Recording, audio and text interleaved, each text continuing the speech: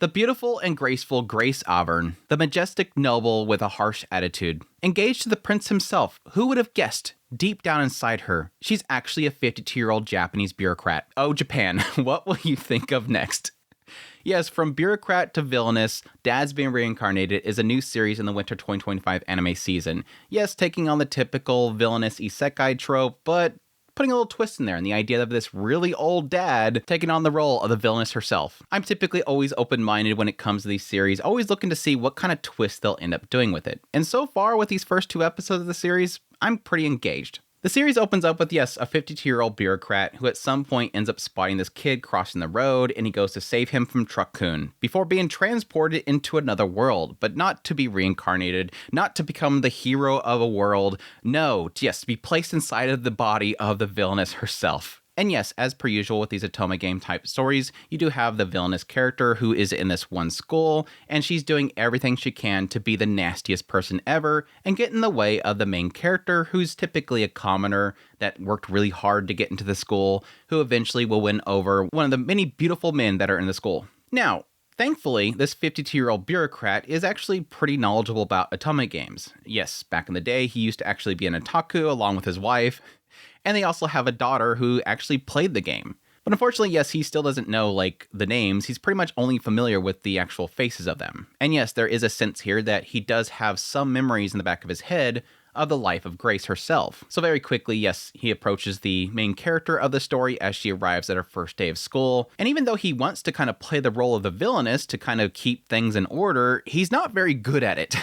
As we see with every single encounter that he has, something deep within himself will end up getting in the way. So yes, when he first tries to criticize An when she first arrived at the school, instead his daddy nature ends up coming out. His dad mode comes out and praises the fact that her parents probably worked really hard to get her into the school, which completely wins her over because she's like, somebody appreciates how hard my parents are working. And yes, as they're confronted by the prince who thinks that Grace is bullying An, she ends up winning over the prince just by how nice she is about the fact that An's there and that she's going to guide her and everything and show her how it is to be a graceful woman. This works with pretty much everybody around them. Even the maid at home is completely freaked out by the fact that suddenly Grace out of nowhere is being a nice person rather than her typical nasty nature. Eventually, the prince, seeing that there's so much change in Grace, decides to welcome her along with An to be a part of the student council. We also get a little introduction into the magic of the world itself and how all spells are done with different languages in order for people not to know what type of language you're using and know what kind of spell you're using, which at that point he ends up utilizing Japanese, which ends up being pretty broken because he ends up utilizing the concept of shutting something down to pretty much turn off a golem. And this all builds up into a moment where one of the maids ends up breaking this pot, thinks that they're going to end up getting shipped off somewhere or sold off somewhere, before he takes the pot to the blacksmith that the family heads and ends up getting a little bit of insight into probably the origins of why Grace herself,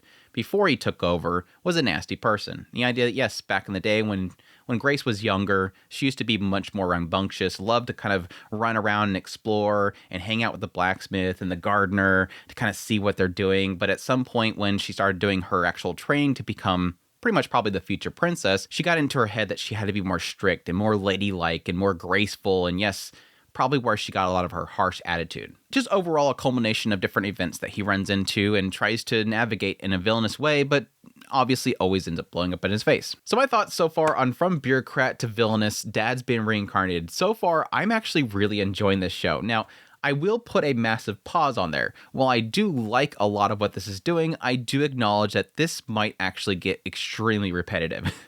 Again, the whole concept here is that he's in the body of Grace, and every single time he's confronted by somebody, say it be An, the MC of the game itself, or one of the princes, there's always like a trigger that's happening. Oh, this is the point in which I'm supposed to throw it back in her face and show her that she's not supposed to be there, or I'm supposed to say that she's a commoner, that she shouldn't be allowed in the student council. But every single time, something about himself ends up coming to the forefront that messes it up. Again, from the very beginning, dad nature comes out and says, yes, your parents probably really do care about you and they nurtured you and you did a good job coming here. Good girl.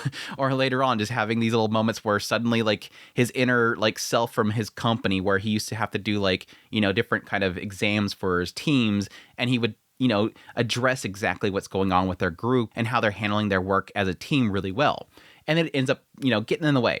And there's sometimes where he thinks that he pulls it off, like, yeah, I guess that was really villainous, or I totally chewed into her and said that she's not doing a good job and that she's gonna have to show her how to do it. But it always kind of turns into this thing where everybody ends up going, holy crap, she's so nice. She's doing this for me. She's such a great person. She's gonna take care of me or whatever. Like, especially On, like just sitting in the classroom and Grace saying, you're not doing things properly. I'll show you how to do it because it's going to be hard. You got to figure this out. And On just like, oh, she's going to take care of me. Thank you, senpai. And yeah, you typically have those things where like suddenly out of nowhere, the character glows a little bit to kind of show that probably their affection level went up per the Otome game. So yes, it's really quickly turning into rather him being a villain and everybody not liking her, he's instead basically making everybody fall in love with him. Yes, it is that typical thing. Similar to the villains that'll go down in history from the previous season. It's the character that wants to be evil, but everything they do ends up making everybody like them. Except in this case, it not being necessarily a misunderstanding, but it's more the fact that because he's just a good guy, like he's just this kind of nurturing dad that is now in the body of the villainess, he sucks at being bad.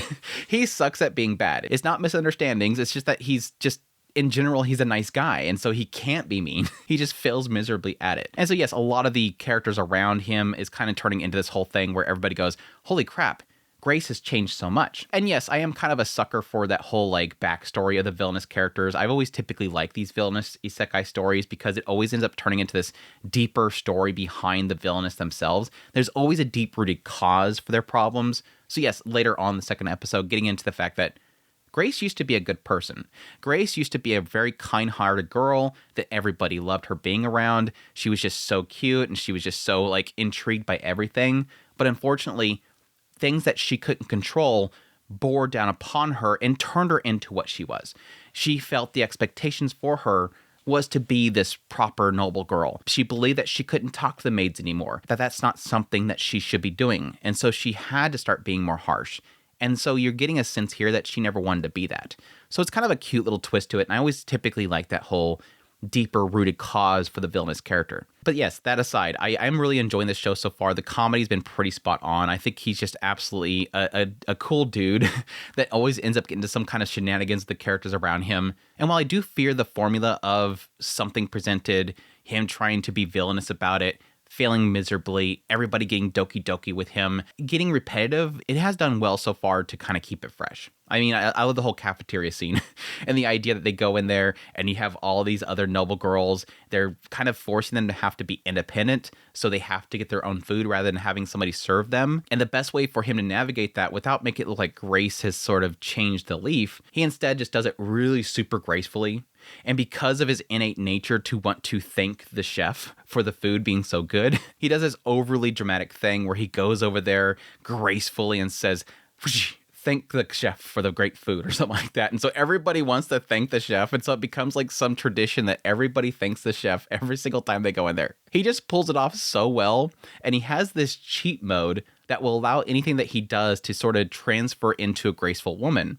So whenever he does like maybe, like a deep bow like a Japanese person, it ends up translating into Grace's nature of doing a very graceful bow instead. It's got a goofy little gimmick here that actually really works out really well for it. And yes, despite there being sort of a taboo subject here about an old fart becoming a young woman, that doesn't really play off of it. The only thing they really do here with his becoming this female is just more on the idea that yes, he really loves the fact that he can see without glasses anymore and that his fingers don't get stuck when he changes pages. Like, he does love being in a youthful body again, but it doesn't really get creepy about it, despite the fact that they could probably do something with that. Now, I am very curious where the story's going to go from here. My assumption is probably going to get into quite a bit, possibly about him sort of restoring Grace's nature, because, again, she did sort of go down a very dark path because of the nature of her life and where it forced the direction for her to go into. Yes, obviously having a lot of people falling in love with Grace, but I am also curious if they might get into a little bit with his connection with his daughter and his wife, because they do show in the OP sort of a Tsundere Lucilat type of concept. For those that didn't watch Tsundere Lucilat, it was a let's play concept where the two main characters were playing the game, and the game was sort of being affected by them as they spoke to the game. So I'm kind of curious if at some point his daughter will end up picking up the game again, end up seeing how Grace has changed a lot, and sort of seeing that her father is in the character because of what he does. I think that would be a really fun little twist to the whole thing, but I'm not really sure if they're going to do that quite yet. So far, a lot of the story with him and his daughters, really the fact that, yeah, him and his wife were super otakus, and they've sort of rubbed off on their daughter and the fact that she's becoming more and more open about being an otaku, buying merch and whatnot, and them just kind of geeking out together about their otaku nature, which is really fun. Overall, I think the big hook that I have for the series is really just the main character. I think he's just, again, super wholesome. He's such a good guy. And again, having him try to navigate an Otome game, trying to be evil, and just failing miserably at that. I think that's the big hook that I have for this show so far. It's just, he's a cool dude. And I like how everybody kind of responds to him. But we'll see where it goes from here. Again, I'm going into the series very cautiously. While I think it's got a nice twist to the villainous isekai, while it's got like a great main character, it is, yes, the typical villainous, misunderstood type of concept here, where every time he tries to be bad, everybody takes it as good, and it could get really repetitive. But we'll see. I'm so far I'm enjoying it, and I'm looking forward to more. But I hope you guys enjoyed my impressions of From Bureaucrat to Villainous, Dad's Being Reincarnated. If you did, hit the like button down below. If you're new here, subscribe before you leave. If you like this content and you want to support channel more, I have links in the description below. Greatly appreciate it. Until next time, y'all take care.